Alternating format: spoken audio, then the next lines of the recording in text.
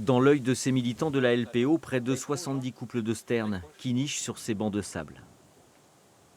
Sterne naine et pierre garin, parce qu'on parle de deux espèces ici, s'installent en fait préférentiellement sur les bancs de sable en fait, du lit mineur de la Loire, donc ce qu'on appelle les grèves, que vous pouvez observer un petit peu en arrière-plan.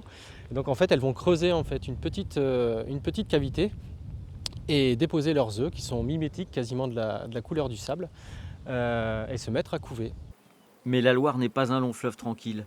Nuit du 18 juin dernier, une crue d'ampleur exceptionnelle submerge les 14 sites de reproduction de la zone. Les œufs, les poussins, tout est emporté par les eaux. D'où cette seconde couvaison très tardive. Les premiers poussins sortent tout juste le bout du bec et sous le soleil, ils sont extrêmement fragiles. Il faut imaginer en fait qu'à une température de 29 à 30 degrés, on peut avoir à la surface des grèves une température qui avoisine les 45-50 degrés. Donc des envols successifs liés notamment aux circulations à proximité des sites de reproduction vont entraîner en fait un réchauffement des œufs, donc provoquer probablement la mort des embryons, voire la déshydratation en fait des jeunes poussins.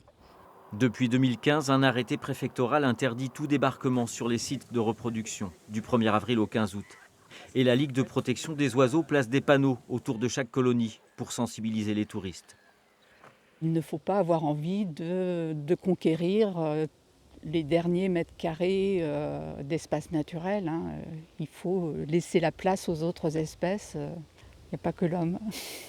Fin août, direction le Togo et le Sénégal pour les sternes en âge de faire le grand voyage. Elles reviendront nicher ici dès le mois d'avril.